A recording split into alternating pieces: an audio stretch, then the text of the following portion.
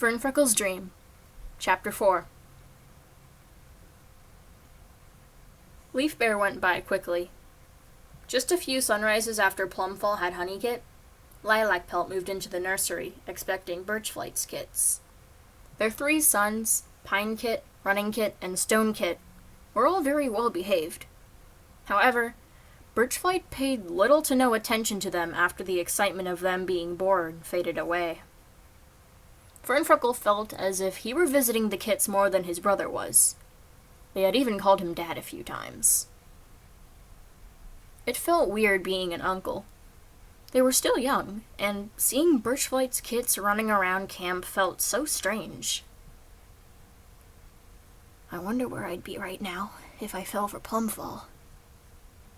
He watches Pinekit and Deerkit run past the fresh kill pile. Can't catch me! Deerkit laughed. Oh, just you wait! Pinekit panted, desperately trying to keep up. He trips over a bird and falls on his face. You okay? Fernfreckle asked. Pinekit got up onto his paws rather quickly and shook himself off.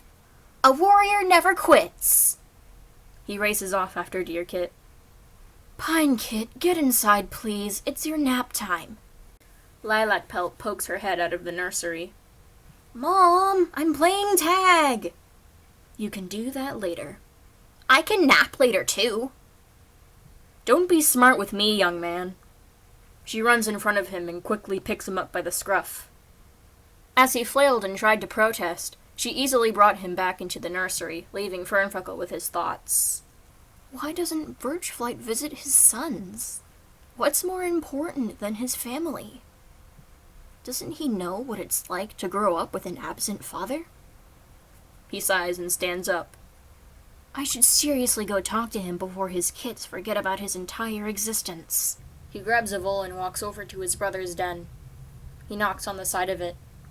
He hears a bit of rustling inside, and then Birchflight pokes its head out of the entrance. What?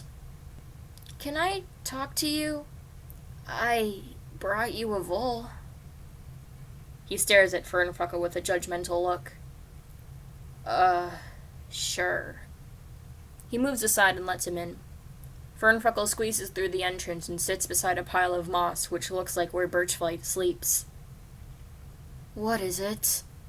He sits down beside his brother, a slightly annoyed pitch in his voice. Is this a bad time? I can come back later if you're busy. No, it's fine. Birchflight sighs and takes a bite of the vole. Well, I want to know why you never visit Lilac Pelt and the kits. He blinks.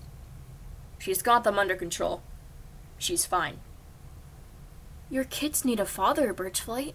I really think you should help Lilac Pelt more. Our father wasn't even alive when we were born, and we turned out fine. But don't you remember how lonely Mom was? Spider Sting would visit Brookmist and their kits every day, and even bring them small gifts sometimes. It meant the world to little Plumfall and Holly Gates. If we can live without our father breathing down our necks, they can too. They need space to grow as individuals. What are you talking about? Parents are very important to kids, and it's important to be there for them. Birchflight visibly starts to swell with anger. He scowls. Why do you have to tell me what to do, huh? It's my family and my kids, so get your nose out of my business. All you do is prove how wrong I am about everything. You became a warrior before me. You're so much better than me at everything, and everyone loves you. I can't keep up with you. We both know that. Both fall silent. I have something you don't have. A mate and kits. Can you please let me have this one thing? Birchflight. Fernfreckle stands up slowly. I didn't know you felt like that. I'm sorry. You didn't know? If you cared for me, you would have noticed so much earlier.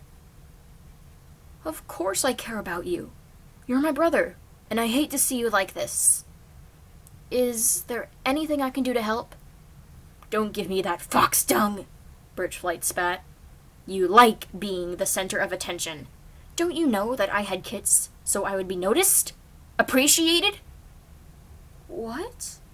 Fernfreckle's eyes widened. You had kits just for attention? What do you think? With kits, more cats will hear my name. My reputation will continue on in them. Everyone will love me. Everyone will know that I finally did something before you. Birchflight, there's more ways to get appreciation than having kits. You're a Moss Clan warrior. Everyone is respected here.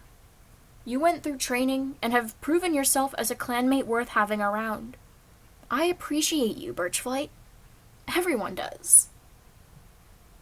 The young father's eyes flashed with realization for a short moment, but he shook it off and rose to his feet. I think you should go, Fernfreckle. His voice is low with anger. We've spoken.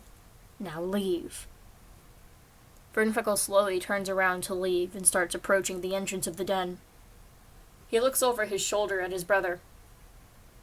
Lilac Pelt loves you very much. You know that? You're lucky to have a she-cat like her. Silence. You're gay, aren't you? More silence. Fernfreckle, you're gay. I can tell. So what if I am?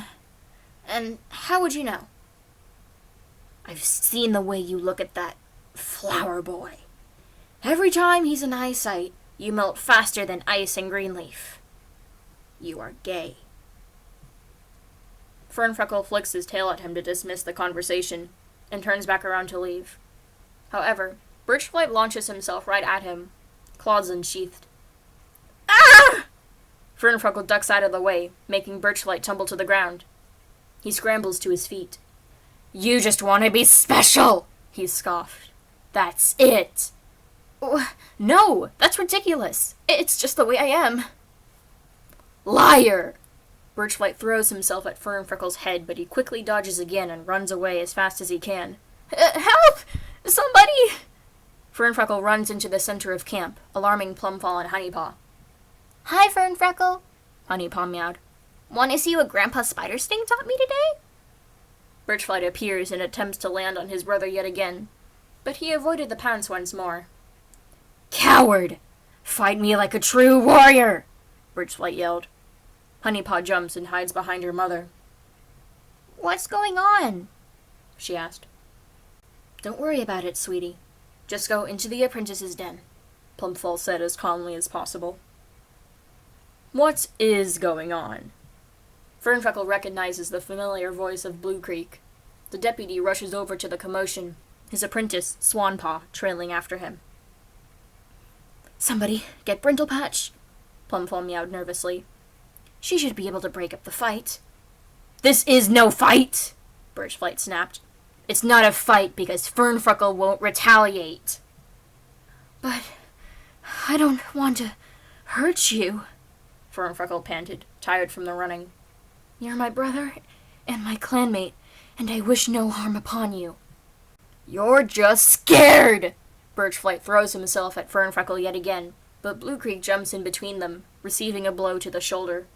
He stumbles with pain as some of his blood spills onto the grass. The cats watching gasped with horror. We do not fight other clanmates, Blue Creek growled. If you harm your clanmates, you can be exiled for it. Assuming Moss Clan even wants me, Birchflight hissed. He lunges at Blue Creek and rams his face right into his neck, blood spurting everywhere when his teeth made contact. Blue Creek collapses from pain and the weight of his attacker, and he hits the ground with a hard thud. He takes a few short and quick breaths before his eyes roll back into his head, and he starts to lay forever still. Silence. He's... Swanpaw choked quietly. He's dead. Blue Creek is dead! Everyone around starts panicking. Plumfall's legs stiffen and her eyes widened with horror as her mate's blood leaked out of him. Honeypaw is looking around frantically, needing an explanation of what was going on. What is this? Batstar makes her way through camp. I'm gone for 5 minutes! Birchflight runs at Fernfreckle again. He quickly tries to defend himself with his tail, but a splitting pain rushed through it as they made contact and he fell. His vision started to blur and his whole body was shaking from head to toe as the pain in his tail increased. The last thing he saw before blacking out was Batstar ramming Birchlight off of him. He heard little Stonekits cry in his ears before passing out. Dad?